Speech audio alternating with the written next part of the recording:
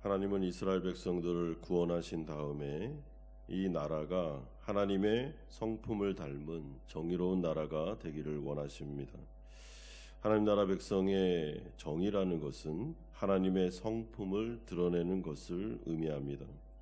왜냐하면 하나님이 정의의 기준이시요 표본이시기 때문입니다. 이 세상에서는 정의란 무엇인가라고 나름대로의 정의를 논하고 있습니다. 그러나 하나님의 나라는 의로운 하나님의 말씀, 성경이 정의로운 기준이 되는 것입니다. 따라서 하나님의 백성들은 하나님의 뜻에 따라 그의 말씀에 따라 살아갈 때 정의를 구현해낼 수 있습니다. 하나님은 이러한 정의를 실현함에 있어 재판을 책임지는 재판장과 지도자를 먼저 세우라고 말씀합니다. 이것은 질서를 세우는 것과 같습니다. 이들은 사법적인 지도와 각종 소송들을 공정하게 처리하는 임무를 맡게 됩니다. 이들에게 주어진 책임은 18절에 기록된 것처럼 공의로 백성을 재판하는 것과 20절에 기록된 것처럼 마땅히 공의만을 따르는 것을 의미합니다. 그러면서 하나님께서 명령하신 공의가 무엇인지를 19절을 통해 세 가지로 설명합니다. 첫 번째는 판결을 왜곡하지 않는 것, 두 번째는 외모로 판단하거나 사람을 편견에 갖고 대하지 않는 것, 세 번째는 뇌물을 받지 않는 것이다 라고 말합니다. 여기서 특별히 우리가 두 번째를 좀 살펴볼 필요가 있는데, 사람을 외모로 보지 말라는 것은 그의 사회적인 신분이나 친분관계를 통해 그를 봐주지 말라는 뜻으로서 재판장이나 지도자들은 하나님 앞에 서 있음을 늘 기억하는 의미가 됩니다. 이것은 가난한 자들이라고 해서 불쌍히 여기거나 부자라고 해서 편들어주지 말라는 뜻입니다. 이처럼 공정성은 인종과 신분과 외모와 귀천과 친분 등에 의해서 훼손되어서는 안 되는데, 왜냐하면 그 이유는 하나님이 바로 사람을 외모로 보시지 않기 때문입니다. 그분 앞에 모든 인간은 다 평등합니다. 성경에 보면 하나님은 사람을 외모를 보시지 않고 그의 중심을 보신다라는 말씀들이 많이 기록되어 있습니다. 이 세상 사람들이야 외모로 사람을 차별하고 대우하지만 하나님 앞에서의 외모는 하나도 중요한 요소가 아닙니다.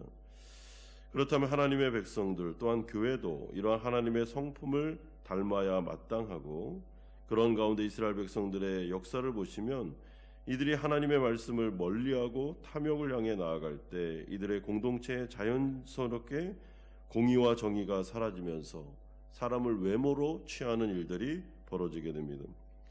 그러므로 아모스 선지자는 5장 7절에서 다음과 같이 자신의 시대를 진단한 바 있습니다. 정의를 쓴 쑥으로 바꾸며 공의를 땅에 던지는 자들아. 왜냐하면 이 시대의 정의가 무너졌는데 그것은 하나님의 말씀을 이들이 버렸기 때문입니다. 그러므로 8장 6절에서도 이렇게 말씀합니다. 은으로 힘없는 자를 사며 신 한 켤레로 가난한 자들을 사며 찌꺼기 밀을 팔자 하는도다. 하나님의 공의가 무너지면 이웃을 향한 사랑도 무너지게 되어 있습니다. 그러므로 아모스 선지자는 또한 5장 24절에서 이렇게 말씀합니다. 오직 정의를 물같이 공의를 마르지 않는 강같이 흐르게 할지어다. 그럼 이것은 하나님의 말씀으로 돌아오라는 촉구입니다. 우리가 살아가는 이 세상은 공의와 정의가 사라지고 있습니다. 그래서 우리가 사는 것이 힘든 것이죠. 그렇다면 교회는 어떻게 해야 될까요? 여러분, 야고보서 2장 1절에서 4절은 다음과 같이 말씀합니다. 내 형제들아, 사람을 차별하여 대하지 말라. 만일 너희 회당에 금가락지를 끼고 아름다운 옷을 입은 사람이 들어오고 또 남루한 옷을 입은 가난한 사람이 들어올 때에 너희가 아름다운 옷을 입은 자를 눈여겨 말하되 여기 좋은 자리에 앉으소서 하고, 또 가난한 자에게 말하되 너는 거기 서 있든지 내 발등상 아래에 앉으라 하면 너희끼리 서로 차별하며 악한 생각으로 판다는 자가 되는 것이 아니냐. 여러분, 이것이 바로 교회가 세상과 똑같아진 것에 대한 한탄입니다. 왜냐하면 교회가 세상과 똑같은 세계관과 가치관대로 흘러갈 때 사람을 외모로 차별할 수밖에 없기 때문입니다. 사람을 외모로 보기 시작할 때, 사람을 그의 신분이나 아니면 그가 가진 재물이나 아니면 이런 모든 것으로 그 사람을 보기 시작했을 때 여러분 교회의 공의와 정의는 무너지게 되어 있습니다. 이 사람이 교회에 도움이 되는 사람이냐, 그러지 못한 사람이냐, 이 사람이 우리의 교회에 오면 우리 재정에 도움이 될 것이냐라는 시선으로 교회가 사람을 바라보기 시작했을 때 여러분 하나님의 나라는 무너지기 시작하는 것입니다. 그 사람의 중심을 보고 영혼을 구원하고 이 영혼이 잘 되기 위해서 어떻게 하면 교회가 이 영혼을 도와줘야 되는가, 살려야 되는가 라는 쪽으로 관심을 기울여야 되는 것이고, 그것이 바로 하나님의 말씀인 성경이 가르치고 있는 정의와 공의가 되는 것입니다. 그러므로 나에게 이익이 되는 사람이냐, 내 스타일이냐, 그렇지 못한 사람이냐, 이런 말 자체가 교회에서는 마땅한 말이 아닌 것이죠. 하나님이 만약에 우리를 외모로 보신다면, 그런 식으로 우리를 대하신다면 이 사람이 나에게 유익하냐, 이 인간이 나에게 해롭냐, 이런 식으로 하나님이 보신다면 여러분 우리가 어떻게 하나님 앞에서 설 수 있겠습니까? 하나님께서 우리에게 은혜를 주시기 때문에, 은혜로운 눈으로 우리를 바라보시기 때문에 우리가 하나님 앞에서 살아가는 것이지, 하나님이 외모로 우리를 차별하고 외모로 우리를 보고 있다면 하나님 앞에 나아가서 하나님과 사귐을 가진다는 것은 불가능한 것이 되는 것입니다. 그러므로 이 세상의 정의와 공의와 하나님 나라 백성들의 정의와 공의는 너무나도 다릅니다. 하나님의 정의와 공의는 어떻게 보면 잣대로 정확하게 재는 것 같지만 그 밑바닥 베이스에는 하나님의 은혜와 사랑이 흐르고 있습니다.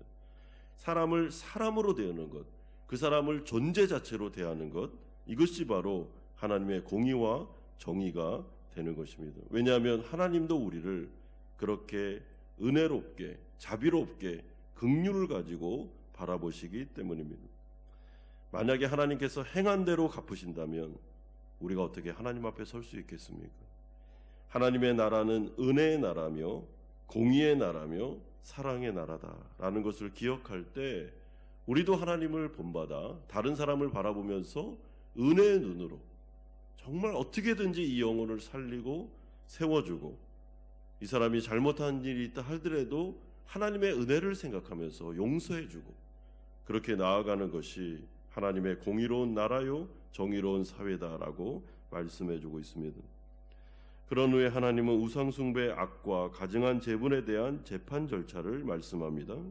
17장 1절에 보시면 흠이나 악질이 있는 소와 양은 아무것도 내 하나님 여호와께 드리지 말지니 이는 내 하나님 여호와께 가증한 것이 됨이라 라고 말합니다.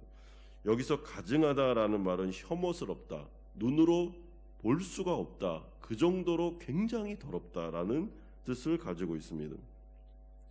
이 표현은 항상 하나님께서 우상을 향해서 하시는 표현입니다. 그러므로 하나님께 이런 흠이 있고 악질이 있는 제물을 드리는 행위 자체가 바로 우상숭배와 악과 버금가는 죄라는 것이죠. 왜냐하면 하나님 앞에서 흠이 있고 나도 쓰기에 불가능한 것을 하나님께 드리는 것, 여러분 이 자체가 그 사람의 마음속에 탐심이 있다는 것을 보여주기 때문입니다. 그러니까 좋은 것은 내가 취하고 별로 좋지 않은 것은 하나님께 드리는 이 부분에 대해서 이건 우상숭배다, 너의 중심에 벌써 하나님을 향한 경외와 사랑이 없다는 것을 드러내고 있다라고 말해주고 있습니다. 그러므로 이것은 불경한 태도로서 쉽게 말하면 이런 뜻입니다. 하나님께 드리는 제물을 아까워하는 마음입니다.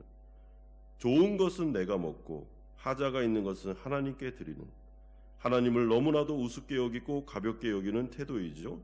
여러분 이렇게 하는 이유는 그 사람이 하나님을 이미 사랑하고 있지 않다는, 존중히 여기고 있지 않다는 것을 의미합니다. 우리가 누군가를 정말 존중히 여긴다면 그 사람이 우리 가정에 방문했을 때 가장 좋은 것을 그분에게 드리고 싶을 것입니다. 왜냐하면 내가 존중히 여기는 분이 나의 집을 방문했기 때문입니다.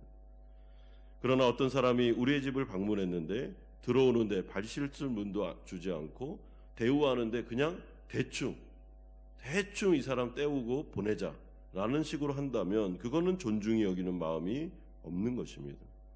하나님은 사람을 외모로 보지 않으시고 중심을 보시기 때문에 그 사람의 중심이 어떤 태도로 나에게 예물을 드리고 있는지, 지금 우리말로 하면 헌금을 드리고 있는지를 안다는 것이죠. 숨은 동기와 숨은 의도를 살피겠다라고 주님은 말씀하십니다. 여러분, 그러므로 우리가 하나님 앞에 나아가 예배드리고 또한 헌금을 하고 하는 하나님을 섬기는 태도에 있어서 우리는 조심할 필요가 있고 자기 자신을 돌아보셔야 됩니다. 내가 왜 이런 태도로 예배를 드리고 있는지, 나는 하나님께 왜 이렇게 드리는 것을 아까워하는지 우리는 되돌아볼 필요가 있는 것입니다. 그 안에는 하나님에 대한 믿음 없음과 이 세상에 대한 염려와 걱정뿐만 아니라 혹시나 하나님을 홀대하고 있는 것은 아닌지를 돌아볼 필요가 있습니다. 그러므로 우상 숭배자들은 재판을 받아야 된다라고 말씀합니다. 두세 명의 증인을 세워 그 사실이 확증되면 성문으로 끌고 가서 돌로 쳐 죽이라라고 말씀합니다. 왜냐하면 그것은 하나님 앞에 악한 행동이기 때문입니다. 17장 7절을 보십시오. 이런 자를 죽이기 위하여는 증인이 먼저 그에게 손을 댄 후에 뭇 백성이 손을 댈지니라. 너는 이와 같이 하여 너희 중에서 악을 제할지니라. 악을 제하라. 왜냐하면 하나님은 거룩한 분이시기 때문에 죄와는 타협할 수 없기 때문에 그런 것입니다. 사랑하는 성도 여러분, 구약 성경에서 악을 제할 때는 돌로 쳐 죽였습니다. 왜냐하면 죽음이 바로 죄의 대가이기 때문입니다. 그러나 신약으로 넘어오면 어떻습니까? 예수 그리스도께서 우리 죄를 위하여 대신 단번에 돌아가셨기 때문에 우리는 하나님 앞에서 악을 제하는 방식이 예수 그리스도의 은혜를 생각하고 복음을 듣고 그 말씀을 의지해서 하나님 앞에 나아가서 회개하는 것이죠. 여러분, 회개는 너무나도 중요한 은혜의 수단입니다. 회개만큼 정말 은혜의 수단이 없습니다. 우리가 회개할 수 있다는 것, 다시 하나님 앞에서 돌이키고 하나님의 마음을 아프게 드리며 우상 숭배하며 탐심이 가득한 우리의 마음으로 하나님께 예배를 드리고 하나님께 헌금을 드린 부분에 대하여 하나님 앞에 나아가 가슴을 치면서 제가 너무나도 하나님을 홀대했습니다, 불쌍히 여겨주십시오 하면서 회개할 때 하나님은 그 죄를 용서하시고 다시 우리가 하나님 앞에서 온전한 예배와 온전한 헌물을 드릴 수 있는 길을 열어주신다라는 것을 말씀해주고 있습니다. 사랑하는 성도 여러분, 하나님은 사람을 외모로 보지 않습니다. 교회에서 사람을 자꾸만 외모로 보고, 그리고 이 사람이 교회에 유익한가, 이 사람이 나에게 유익한 사람인가 라고 하면서 사람을 차별 대우하고 있다면 그것은 하나님의 공의와 정의를 무너뜨리는 엄청난 범죄가 되는 것입니다. 하나님은 우리 가운데 예배와 헌물에 대해서 분명히 중심을 달아보겠다라고 말씀합니다. 하나님은 감정이 있는 분이시고 인격적인 분이시기 때문에 하나님을 사랑하는 자에게 하나님은 놀라운 사랑을 베푸시며 하나님을 홀대하는 자들에 대해서는 하나님도 그 부분에 대해서는 그냥 넘어가지 않겠다라고 말씀하고 있습니다. 우리의 예배가 또한 우리의 헌금이 어떤 마음으로 드려지는지를 잘 보십시오. 너무 아까워서 그냥 우리가 다 쓸 거 다 쓰고 남는 거 하나님께 드리고 있는 것은 아닌지, 아니면 가장 귀한 걸 먼저 하나님께 드리고, 왜냐하면 이게 전부 하나님 거기 때문에, 그리고 하나님이 주신 은혜로 우리는 살아갑니다 라고 하고 있지는 않은지 여러분, 우리의 중심을 돌아보시기를 바랍니다. 마음과 뜻과 정성을 다해서 하나님을 사랑하고 그분에게 제일 좋은 자리를 내어드리고 하나님을 경외함으로 정말 우리 안에 있는 모든 것을 다해서 하나님께 충성을 다하시는 성도님들 되시기를 주 예수 그리스도의 이름으로 축원드립니다.